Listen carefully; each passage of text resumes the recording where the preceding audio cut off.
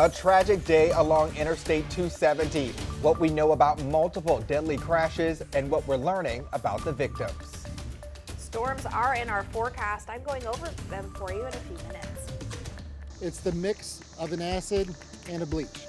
So that's never a good situation. A toxic situation at a St. Charles County water plant. How 4 people wound up in the hospital for dangerous gas exposure. Today in St. Louis, Weekend Edition starts right now. This is Today in St. Louis, focused on you. Are you up? Are you up? I hope so. You are waking up to a live look in East St. Louis, right in the Metro East there. As we speak, officials are unveiling the newly resurfaced tennis courts in Lincoln Park. Now that's something to do. That is something to do on today. a Saturday morning. And you got to get it in time because there's some weather on the way. Good morning to you. It is Saturday, May 25th. I'm Travis Cummings. And I'm Mercedes McKay. Thanks so much for waking up with us on this Saturday. And yeah, you might want to make sure your plans are for today and not tomorrow. Right. Meteorologist Tracy Henson is here with us. And Tracy, y'all are tracking some storms and tomorrow's going to get a little dicey. Yes, it is. And we have 2 waves of it tomorrow. 2 very different sort of scenarios that could possibly play out for us for tomorrow morning. Looks like it's going to be interesting. And then we're just not rooting for sunshine. You've heard me say that a few times. Yes, Sometimes we people know are that like, now. I like the sun. I was like, no, and I like the sun too, in small quantities. But on Sunday, tomorrow, we really don't want to see the sun. It would help really power off some storms. Well, in the if we don't evening, need so it, we don't need it. we don't need it. Sun. We don't need it. We want the clouds tomorrow. Yes. But today, plenty of sunshine. It's going to be beautiful, and even sunshine that I can agree with. Our temperatures today are going to be quite comfortable. I wouldn't say Goldilocks, but still pretty good. 67 degrees for us outside today. Winds are out of the north at just about 13 miles per hour, so that steady northerly breeze out there. So it's a more crisp and refreshing breeze. It's not that hot, humid breeze that comes in from the south. Temperatures today will land into the low 80s, so still very warm out there. I don't know about that pool weather though, because many of our community pools here are not heated. 82 degrees, a not heated pool, well, it could be, and a breeze out of the north could be a little crisp. To each their own. I'm sure the kids will be just fine out there. They're bold. 70 degrees they are bold. 70 degrees for us tonight. Winds out of the southeast at 10 to 15 miles per hour.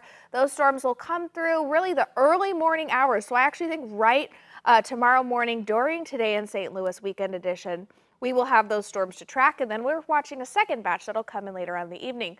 I'll play out both scenarios for you in just a few minutes.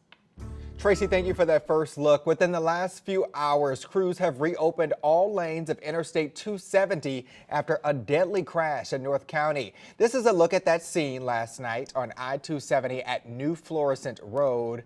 You see those police cars there, many. Missouri Highway Patrol says 1 person died in the crash, which happened around 10 last night. About 3 lanes were closed on the westbound side, as well as the exit ramp. Right now, we're working to learn more about that victim. This morning, we're also learning about another tragic crash in South St. Louis County that killed 3 family members. According to Missouri Highway Patrol, it happened yesterday morning after a semi pulled over to the side of I-270. That's when 45-year-old Michelle Yeager crashed into the truck. She and her 2 daughters died, and the semi-driver was not injured. Well, this morning, 4 people are in the hospital after they were exposed to dangerous gas at a St. Charles County water treatment plant. Yeah, Robert Townsend was at that scene and shows us how those injuries happened exactly and how crews are handling the cleanup.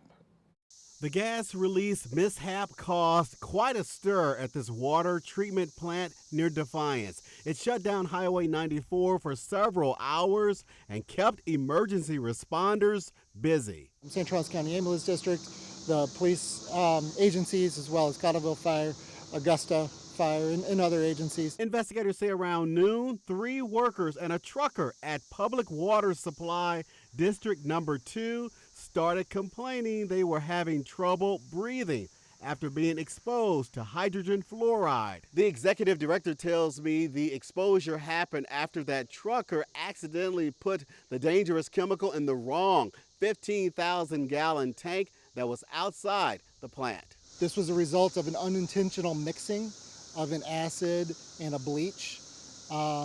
And so that released this hydrogen fluoride gas. The gas can irritate the eyes, nose, and cause breathing problems. Investigators say 2 people suffered life-threatening injuries. The other 2 victims' symptoms were less serious. When they left here, they were conscious and alert. The executive director says they will remain closed for the weekend as a result of the gas exposure. We don't have any immediate homes in the area that are in any type of danger whatsoever. Robert Townsend, 5 on your side.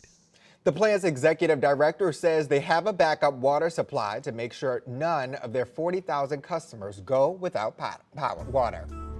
This morning, a Missouri lawmaker is remembering his daughter and son-in-law who were shot and killed in an ambush in Haiti. Police say David and Natalie Lloyd were attacked by gangs as they left a youth group activity held at a local church in Port-au-Prince.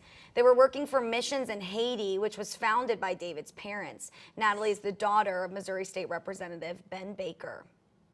They were so happy together, doing life, doing ministry together, and we would talk to them on FaceTime every week, at least once a week usually, and they were always happy. And even in the midst of all the chaos happening in Haiti, they were always smiling and, had a positive outlook.